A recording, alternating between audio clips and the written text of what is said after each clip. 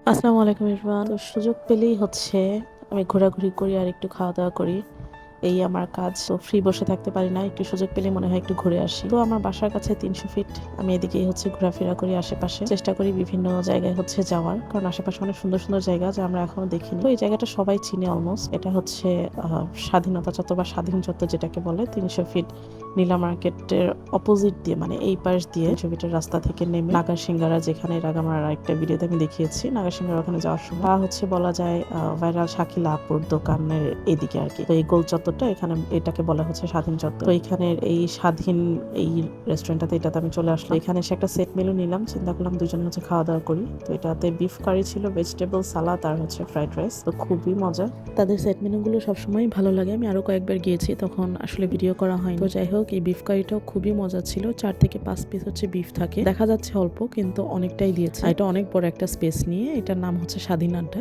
আমি বাইরে থেকে হচ্ছে দেখিয়ে দিলাম। আমি এখানে রাত পর্যন্ত ছিলাম, যেটা সত্যি কথা। তো দুপুরে একটু পর গিয়েছি। এই তো এটা হচ্ছে সেই গোল চত্বরটা। তো সন্ধ্যা হয়ে গেল।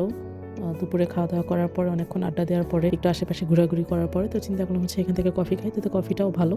তো আমরা ওই পাশ থেকে, মানে যে পাশে বসেছিলাম, ওই যে দেখা যাচ্ছে তার অপোজিট পাশে আবার এখানে বসেছি। চিন্তা করলাম হচ্ছে জায়গা চেঞ্জ করি। তো এই গেটের এই পাশে বসলাম। তো এখানে বসে হচ্ছে আমরা কফি অর্ডার করলাম। কফি 100 না 120 টাকা, যাই হোক কফিটাও খুবই মজা ছিল। তো রাতের ভিউটা খুবই সুন্দর, দিনের বেলাতে এতটা বোঝা যায় না।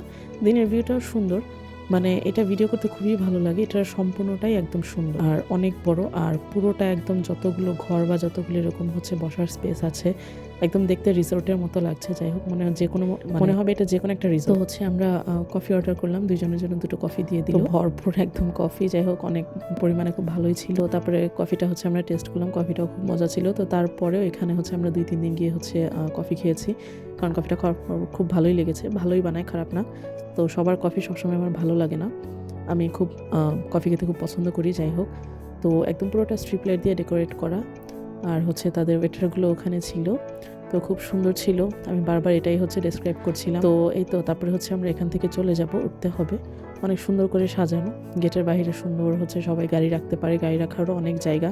ভিতরে এটা বিশাল বড় একটা জায়গা নিয়ে করেছে, অনেক সুন্দর। দেখেন, আমি এর জন্য বারবার দেখাচ্ছি আর কি। আর এটা হচ্ছে সেই স্বাধীন চত্বরটা, আর এই রেস্টুরেন্টের নাম হচ্ছে স্বাধীন আড্ডা।